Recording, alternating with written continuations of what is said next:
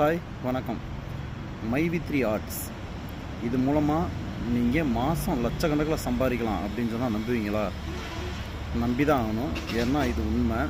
நீங்கள் 1,25,000 ரூபா நீங்கள் கட்டிட்டீங்க அப்படின்னு சொன்னால் உங்களுக்கு மாதம் 12,000 ரூபா விளம்பரம் பார்க்குறது மூலமாகவே நீங்கள் சம்பாரிச்சிடலாம். நீங்கள் 1,25,000 ரூபா கட்டுற பணத்துக்கு உண்டான பொருளை நீங்கள் கட்டி முடித்த உடனே நீங்கள் கையிலே வாங்கிட்டு போயிடலாம். மீதி உங்களுக்கு மாதம் 12,000 வர்றது விளம்பரம் பார்க்கறதுனால மட்டுமே வரும். அடுத்து நீங்கள் உங்களுக்கு பின்னாடி ஆட்களை சேர்த்து விட்டுக்கிட்டே வந்தீங்க அப்படின்னு சொன்னால் ஒவ்வொரு ஆளுக்கும் கமிஷன் மூலமாக உங்களுக்கு அந்த தொகை கூட்டிக்கிட்டே போகும்.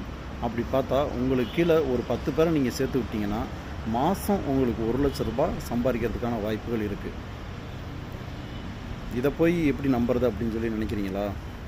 அதை நம்பி தான் தமிழ்நாட்டில் லட்சக்கணக்கான பேர் ஏமாந்து போய் 2,000 கோடிக்கு மேலே இழந்து நடுத்தர வர்க்கத்தை சேர்ந்த ஆளுங்க எல்லாம் உடனே வாங்கி ஆட்டோக்காரவங்களிருந்து ஊனமுற்றவர்களிலிருந்து கணவனை இழந்தவங்க, மனைவி இழந்தவங்க, இல்லை தாய் தந்தை இழந்தவங்கன்னு எல்லா பேருமே ரொம்ப பாதிக்கப்பட்டவங்களே 1,00,000 ரூபாய்க்கு மேலே இழந்து மீண்டும் பாதிக்கப்பட்டாங்க. அது சம்மந்தமாக இந்த அரசு எதுவுமே கவனத்துக்கு கொண்டு போகலை.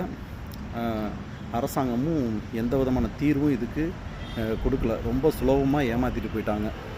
மைவி3 ஆர்ட்ஸ் இது எங்கள் ஊர்லேயே பார்த்தீங்கன்னா கிட்டத்தட்ட 12-13 பேர் சேர்ந்துருந்தாங்க. எல்லா பேருமே ரொம்ப நடுத்தர வர்க்கம்னு கூட சொல்ல முடியாது. அதுக்கும் கீழே அன்றாடம் காட்சிகள் தான். ஏதோ ஒரு விதத்தில் நமக்கு பணம் வரும், பிள்ளைங்களை காப்பாற்றலாம், குடும்பத்தை இன்னும் கொஞ்சம் மேம்படுத்தலாம் அப்படின்ற ஒரு ஆசையில் இருக்கிறவங்கள மேற்கொண்ட ஆசை வார்த்தை காட்டி இதில் பணத்தை கட்ட வச்சு அவங்களும் அந்த 1,00,000 ரூபாயும் வட்டிக்கு கடனை வாங்கி இன்றைக்கி வரைக்கும் வட்டி கட்ட முடியாமல் நகையை அடமானம் வச்சு எவ்வளவு ஒரு குடும்பம் கஷ்டப்படணுமோ அந்தளவுக்கு ரொம்ப கஷ்டப்படுற சூழ்நிலைக்கு வந்துருச்சு. ஆனால் இதை பற்றி எந்த விதமான அரசியல்வாதியும் பேசுகிறதில்ல, எந்த விதமான மீடியாக்களும் பேசுகிறதில்ல. அது என்ன நியூஸ் ஆச்சுன்னே தெரில. அந்த மைவி3 ஆர்ட்ஸில் பாதிக்கப்பட்டவங்க என்னோடய ரிலேஷன்லேயே கிட்டத்தட்ட 6-7 பேர்த்துக்கு மேலே இருக்காங்க. இது தமிழ்நாடு முழுசுக்கும் எத்தனை நடுத்தர வர்க்கத்துக்கும் கீழே இன்னும் ரொம்ப கீழானவங்களாம் வட்டிக்கு கடனை வாங்கி எவ்வளோ கஷ்டப்பட்டுக்கிட்டு இருக்காங்கன்னு தெரியல.